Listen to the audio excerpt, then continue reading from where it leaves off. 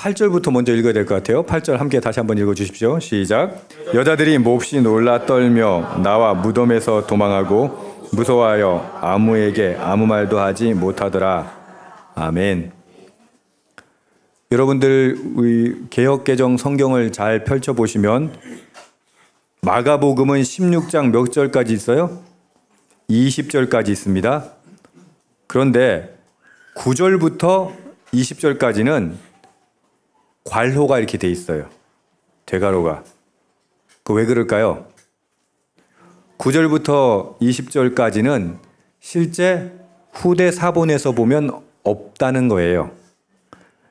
후대가 아니고 그 초기 사본에 보면. 그러니까 우리가 성경을 기록할 때는 요 기록이 있어가지고 썼는데 그보다 더 오래된 사본을 발견했는데 보니까 내용이 없더라는 거예요.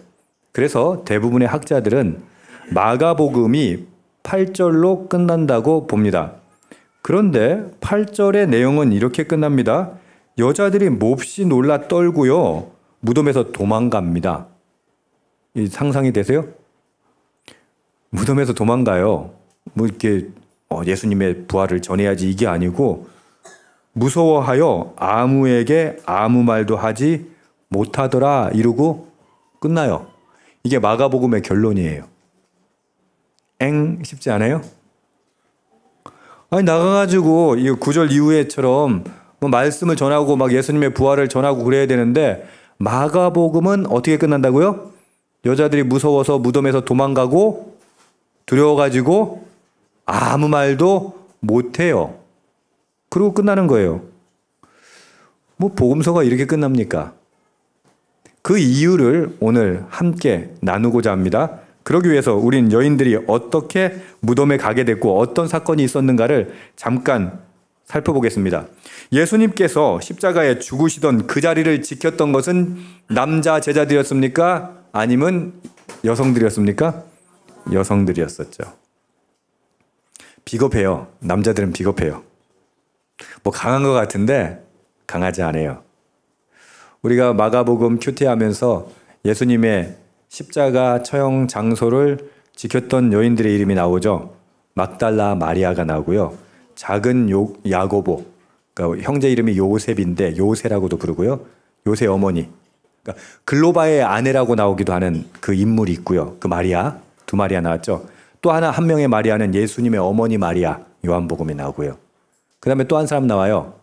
예수님의 이모가 아니겠는가라는 추정을 하는데 야고보와 요한, 큰 야고보와 요한의 어머니. 예. 이름은 뭐예요? 살로메.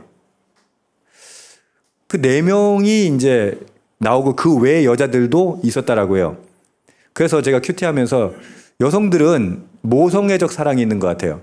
그러니까 죽음을 무릅쓰고도 그 자리를 지켜요. 그래서 예수님께서 장사 지내는 거, 장사되는 거, 무덤에 묻히는 걸 누가 봐요? 그 여인들이 그대로 보는 거죠. 1절, 2절 함께 읽읍시다. 안식일이 지나매 막달라 마리아와 야고보의 어머니 마리아와 또 살로메가 가서 예수께 바르기 위하여 향품을 사두었다가 안식 후 첫날 매우 일찍이 해 돋을 때 그 무덤으로 가며 안식 후 첫날 이른 아침 해가 뜨기도 전에 여인들은 서둘러 예수님을 장사한 무덤을 향했습니다. 예수님을 향한 지극한 사랑, 그 사랑은 여성이라고 하는 사회적 제약. 이 당시엔 여성, 지금도 이슬람 보세요. 히잡 뒤집어 쓰고 여성은 앞에 나설 수 없어요. 그런데 어떻게 해요? 사회적 제약, 그 다음에 반역 동조자라고 하는 정치적 위험을 감수하고 무덤으로 달려갑니다. 무엇 때문에? 사랑 때문에.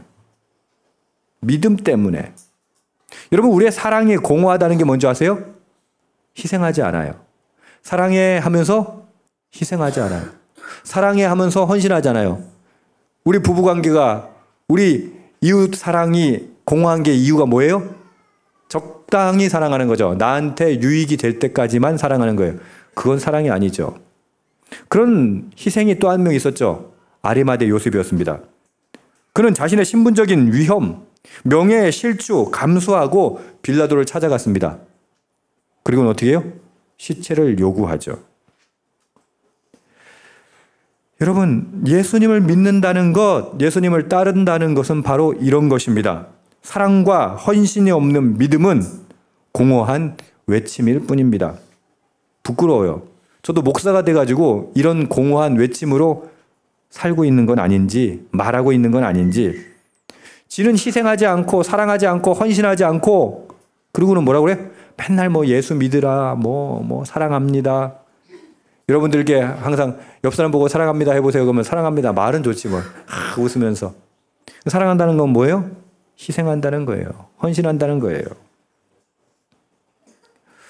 우리는 말로는 예수를 믿노라 하는데 과연 아리마대 요셉과 이 여인들처럼 헌신할 수 있는 용기가 있는가 질문해 봐야 합니다. 이들은 부활에 대한 믿음이 있었어요? 없었어요. 아리마대 요셉이 여인들이 요 부활해가지고 예수님이 짠 하고 나타나면 내가 이제 힘을 얻을 수 있어. 그래서 그렇게 한 거예요? 아니요. 이들이 무덤에 시체 장례를 마무리하려는 이유는 뭐예요? 부활하지 않는다고 생각했기 때문이에요. 예수님이 적어도 기록상 3번 이상 죽음과 부활을 이야기하세요. 근데 여인들은, 아리마대 요셉은 그거 별로 생각하지 않았어요. 그래서 진심으로 자기들은 무덤에 묻고 진심으로 향품을 바르고 그랬던 거예요. 그러니까 다시 말해서 리워드가 없는 거예요. 대가가 없어요. 반대급부가 없는데도 이들은 자신들을 희생한 겁니다. 3절 4절도 함께 읽읍시다. 서로 말하되 누가 우리를 위하여 무덤 문에서 돌을 굴려주리오 하더니 눈을 들어본즉 벌써 돌이 굴려져 있는데 그 돌이 심히 크더라. 그런데 위협도 죽음도 막을 수 없었던 그녀들을 막는 현실적인 장애가 있었어요. 그게 뭐예요? 돌이에요. 그녀들의 힘으로는 그 돌을 굴릴 수가 없었어요. 근데 이 사랑의 힘이라는 게 대단해요. 그 가면 못 들어간다는 거 아는데도 불구하고 어떻게 해요? 일단 가요. 여러분, 그게 사랑이에요. 저 같은 사람은 사랑하기가 힘든 이유가 뭐냐면 딱 견적을 내거든. 야, 요거 될까 안 될까? 전 그게 진짜 제 평생의 발목을 잡아요. 아이고, 안 돼. 야, 가본다고, 야, 향품 준비해 간다고 그게 되겠어? 이들이 향품을 준비해가지고 그 가본들 무덤 문이 안 열리면 그 향품 뭐가 돼요? 뭐 쓰레기지 뭘. 그래서 똑똑한 사람들은 어떻게 해요? 향품 준비 안 하죠? 착착착착 안 되면. 그런데 4절에 보면 가서 이렇게 보니까 뭐 어떻게 돼 있었어요? 벌써 돌이 굴려져 있더라.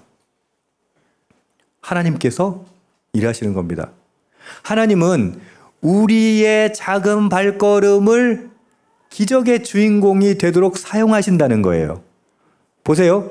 어차피 하나님 부활시키실 거예요. 예수님 부활하실 거예요. 그런데 이 여인들의 그 대책 없는 그 믿음으로 걸어가는, 달려가는 그 사랑으로, 믿음이라기보다는 사랑으로 달려가는 그 발걸음을 하나님은 그들에게 부활의 증인으로 사용하시는 거예요. 다시 말해서 원인과 결과에 의해서 역사가 이루어지는 것이 아니라 우리의 조그만 발걸음을 하나님은 크게 사용하시는 것입니다. 할렐루야. 그러니까 저처럼 견적내지 마시고 행하세요. 사랑으로, 희생으로, 헌신으로 행하세요. 우리의 이 작은 힘이, 작은 발걸음이 아무 영향력이 없을 것 같지만 놀라운 기적이 나타나게 하신다는 겁니다. 하나님 역사하시는 것입니다. 할렐루야. 무덤 입구를 막았던 큰 돌은 우리가 매일 만나는 인간적인 한계입니다. 본문을 보십시오. 자신들을 가로막은 장애물이 있음을 알고도 여인들은 무덤으로 갔습니다. 이것을 기억하십시오. 우리의 작은 몫을 감당할 때 하나님 나머지 기적을 일으키십니다. 아멘. 우리가 왜 매년마다 부활절을 기념합니까? 아니 2000년이 지난 사건 이야기 왜 주목해야 합니까? 포기할 수밖에 없는 불가능한 일들이 우리에게 닥치기 때문입니다. 아무리 불가능해도 여러분 꼭 기억하세요. 하나님 일하시면 이루어진다. 죽음도 극복된다. 할렐루야. 이게 부활이에요. 여러분 부활을 아무리 견적내 보십시오. 그건 견적이 안 나와요. 불가능한 일이에요. 그러나 하나님의 뜻은 반드시 이루어진다. 그러므로 여러분, 부활을 믿는다면 결코 포기해선 된다, 안 된다? 안 된다. 포기하지 마십시오. 무덤에 돌이 있고 내 힘으로 내 능으로 아무리 안 돼도 결국은 해내십니다. 내가 아니라 하나님이. 근데 우리 뭐 해야 돼요? 무덤 앞으로 가긴 가야 될 거 아니에요. 저 여러분에게 그런 믿음 있기를 축복합니다. 아멘. 무덤 안이 궁금합니다. 5절부터 6절 시작. 무덤에 들어가서 흰옷 입은 한 청년이 우편에 앉은 것을 보고 놀라매 청년이 이르되 놀라지 말라. 나사렛 예수를 찾는구나. 그가 살아나셨고 여기 계시지 아니하니라. 보라, 그를 두었던 곳이니라. 무덤은 열려 있었습니다. 도대체 어떻게 된 일일까요? 근데 여인들은 뭐예요? 예수님 부활했다는 생각을 해요? 못해요? 못해요. 그럼 뭐하러 들어가요? 아이고 잘됐다. 이제 시체를 이제 장례하는 절차를 하자, 향품을 바르자 하고 들어간 겁니다. 그런데 예수님은 없고 한 흰옷 입은 청년이 앉아 있습니다. 놀랐을까 안 놀랐을까? 이거 귀신인가 그러지 않았겠어요? 그 새벽에 어슴푸레 하는데 무덤 안이 뭐 밝지도 않을 테고, 근데 흰옷 입은 청년이야. 우리로 따지면 소복 입은 사람인가? 엄청 깜짝 놀랐을 거예요. 근데 청년이 여인들을 진정시킵니다. 그리고는 예수님이 살아나셨다고 말합니다. 예수님이 누우셨던, 예수님을 눕혔던 자리를 보라고도 이야기합니다. 예, 사실이었습니다. 예수님의 시체가 없어졌습니다. 예수님은 자신의 부활을 그렇게 하셨지만 제자들은, 여자들은 마치 이 사건이 금시초문인 양 보고 있습니다. 여러분, 이게 우리 수준이에요. 그러니까 제발 오늘 부활을 이야기해도 여러분 그냥 귀로 듣고 그래 부활하셨어 오케이 이러지 마세요. 예수님 아무리 부활 얘기하셔도, 목사가 아무리 부활 얘기를 해도 그래 좋은 얘기지 이러고 넘기지 마세요. 그 부활은 현실이 될 것입니다. 우리의 능력이 될 것입니다. 그걸 믿는 거예요. 그게 부활의 의미예요. 어리둥절해 있는 여인들에게 청년이 이렇게 말합니다. 7절 보십시오. 가서 그의 제자들과 베드로에게 이르기를 예수께서 너희보다 먼저 갈릴리로 가시나니 전에 너희에게 말씀하신 대로 너희가 거기서 배우리라 하라 하는지라. 청년은 제자들에게, 이제 천사죠 이 사람이, 그래서 이 청년은, 그리고 베드로에게 갈릴리에서 예수님을 만날 것이라고 전하랍니다. 근데 여기 보면은 제자들하고 베드로를 콕 집어 얘기해요. 왜 그럴까요? 여러분 아마 짐작하실 거예요. 베드로는 예수님을 3번이나 부인했어요. 불과 3일 전에. 그 말은 무슨 말이에요? 베드로는 아마 트라우마가 됐을 거예요. 닭이 3번 울고 그 이후에 엄청난 상처가 있었을 거예요. 근데 그거 아세요? 여러분, 우린 실패해요. 우리는 배신해요. 우리는 나한테 불리하면 도망가요. 근데 예수님은 어떻게 해요? 끝까지 그를 놓지 않으세요. 그래서 베드로라고 여기 꼭 집어서 이야기하고 있는 겁니다. 한번 배신했다고, 실패했다고 절대 포기하지 마십시오. 왜요? 주님께서 포기하지 않으시기 때문입니다. 여러분, 실패해도 괜찮아요. 실수해도 괜찮아요. 주님께 돌아오기를 원하는 거죠. 자, 이제 여자들이 해야 할 일은 무엇입니까? 자신들이 목격하고 경험한 이 놀라운 사실을 당장 달려가서 전해야 하는 것입니다. 맞습니까? 예. 그리고 8절이 나오는 거예요. 자, 이제 여자들은 가서 전할 겁니다. 근데 8절은 뭐라고 그래요? 몹시 놀라 떨며 나와 무덤에서 도망하고 무서워하여 아무에게도 아무 말도 하지 못하더라. 끝! 이러고 끝나요. 뭐야? 아니, 예수님 부활하셨는데 이 천사가 나타나서 막 얘기해줬는데, 근데 여자들은 나와서 어떻게 해요? 팔팔팔 떨면서 아무에게도 말을 하지 못하고 마가복음은 마무리된다는 거예요. 당황스럽죠. 왜 마가복음의 저자는 이렇게 허무해 보이는 결론으로 자신의 복음서를 끝내야 했을까요? 이에 대한 많은 설명이 있는데 저는 이것이 인간에게 나타날 가장 자연스러운 반응이라는 데 동의합니다. 이게 무슨 말이냐? 여러분, 친척이나 친구 중에 처참하게 살해된 사람이 있다고 합시다. 그런데 불현듯 나타났어요. 영화 얘기 아니에요?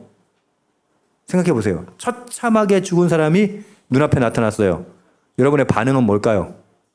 아이고 잘 왔다 이게 아니라 기절초풍이죠. 그리고 어디 가서 말도 못해요. 이게 자연스럽다는 거예요. 이게 학자들이 보기엔 이게 여인들의 자연스러운 반응이다 라고 하는 거예요. 혼란할 수밖에 없죠. 다시 질문합니다. 왜 마가는 이렇게 끝을 내야 했느냐? 마가복음의 수신자들의 상황을 지켜봐야 합니다. 마가복음은 실제 이방인 그리스도인들에게 쓰여졌어요. 근데 그 그리스도인들은, 로마에 있는 그 그리스도인들은 심각한 핍박에 직면해 있었어요. 예수님의 부활을 아무리 얘기해도 지금 뭐가 더 가까워요? 로마의 압제가 훨씬 가까이 있어요. 고통, 핍박, 이거 믿음을 지켜야 하나 말아야 하나, 이들의 심정, 이들의 상황이 누구와 같았다고? 부활의 소식을 들은 여인들과 똑같았던 거예요. 이들 뭘 선택해야 될까요? 예수님은 죽으시고 부활하셨습니다. 여러분들에게 질문해 볼게요. 그걸 믿으십니까? 아멘. 함정 없어요. 믿으면 믿는다고 하세요. 예수님 부활하셨습니다. 믿으십니까? 아멘. 예, 그게 우리 현실이에요. 정말 믿어야 합니까? 정말 믿습니까? 아멘, 그럴 거예요. 그런데 우리는 인생의 수많은 터닝 포인트에서 예수님 부활하셨다는 믿음으로 선택합니까? 아니면 세상적인 방법으로 선택합니까? 이게 무슨 말이냐? 믿음이 우리의 선택을 결정해요. 근데 부활을 믿는 사람은, 고난과 핍박이 와도 부활을 믿는 사람은 뭘 선택해요? 믿음을 놓지 않아요. 근데 부활을 믿지 않는 사람은 어떻게 돼요? 적당히 살고 적당히 타협해야죠. 그래야 내가 살아남을 수 있으니까. 여러분, 부활을 진짜 믿으면 어떻게 해요? 진짜 살아남는 방법은 뭐예요? 믿음대로 사는 거예요. 어제 하겸이 이모부하고 이모가 군대 간다고 찾아오셨어요. ROTC 장교 출신이시거든요. 그리고 KT의 자회사 사장까지 역임하신 분이에요. 하겸이에게 뻔하지만 중요한 말씀을 해주시더라고요. 이렇게 말했어요. 군대에서만 할 수 있는 고생이 있다. 뭐라고요? 군대에서만 할 수 있는 고생이 있다. 요즘에 대기업들이 무슨 해병대 무슨 체험 이런 거 시킨다고 하더라고요. 대기업에 가면. 그러니까 군대에서만 할 수 있는 고생이 있다. 그게 나중에 네가 사회생활 할 때 가장 큰 힘이 될 거다. 위기에 처했을 때, 힘들 때 힘이 될 거다. 여러분, 하나님은 우리가 감당할 필요 없는 시험 주실까요? 안 주실까요? 안 주세요. 그 말은 무슨 말이에요? 내게 시험이 있다는 것, 어려움이 있다는 것, 고난이 있다는 것, 핍박이 있다는 건 뭐예요? 우리에게 유익하기 때문이라는 거예요. 그것을 통해서 우리를 훈련시키시고 성장시키신다고 하는 거예요. 고난이라는 것, 시련이라는 것, 그것이 다가왔을 때 부활을 믿는 사람은 뭘 선택한다? 믿음을 선택한다는 거예요. 아까 말씀드렸죠. 마가복음의 수신자들은 핍박과 고난으로 죽기 직전에 있었습니다. 자, 그렇다면 이 마가복음 여인들이 그냥 두려워서 그냥 부활을 전하는 것도 아니고 입 다물고 있는 이 마무리의 마가복음을 받았던 수신자들은 어떠한 선택을 했을까요? 예, 마가복음의 수신자들은 결국 믿음의 선택을 했습니다. 부활을 믿기로 결정했습니다. 그렇게 고난과 핍박 속에도 예수님의 부활을 믿고 인내했습니다. 할렐루야. 그들은 결국 승리했습니다. 오늘 부활을 맞아 저와 여러분에게 도대체 예수님의 죽음과 부활은 어떤 의미가 있습니까? 본문의 여인들과 마가복음의 수신자들이 느꼈던 두려움은 현실에서 느끼는 우리의 것과 다르지 않습니다. 이러다 굶어 죽을 것 같죠. 이러다 망할 것 같죠. 믿음대로 하다간 살 수 없을 것 같아요. 마가복음은 우리에게 묻는 겁니다. 당신은 무엇을 선택할 것인가? 몹시 놀라며 떨며 도망하고 무서워 아무에게도 말하지 못했던 여인들이 결국 선택했던 건 뭔지 아세요? 그 여인들도 지금은 두려워 떨고 아무 말도 못하고 도망가 있지만 결국 그녀들이 선택한 건 뭐예요? 예수 부활을 전하는 것이었습니다. 할렐루야. 그래서 우리가 그 부활 소식을 아는 거예요. 그 제자들이 부활 소식을 아는 거예요. 오늘 부활의 아침에 주님은 저와 여러분에게 선택하라고 말씀하십니다. 두려움에 사로잡혀서 도망하는 인생을 살 것인가? 아니면 부활을 믿고 시련과 고통을 이겨낼 것인가? 분명한 사실은 예수께서 죽으셨다가 부활하셨다는 팩트입니다. 우린 믿습니다. 그 믿음으로 우리는 승리할 것이라는 것을. 할렐루야. 그 예수님의 부활이 저와 여러분의 부활이 될 것입니다. 아멘. 뭐라고요? 예수님의 부활이 저와 여러분의 부활이 될 것입니다. 그러므로 믿음의 길을 선택하십시오. 그리고 영원한 부활의 승리를 얻으십시오. 아멘. 기도하겠습니다.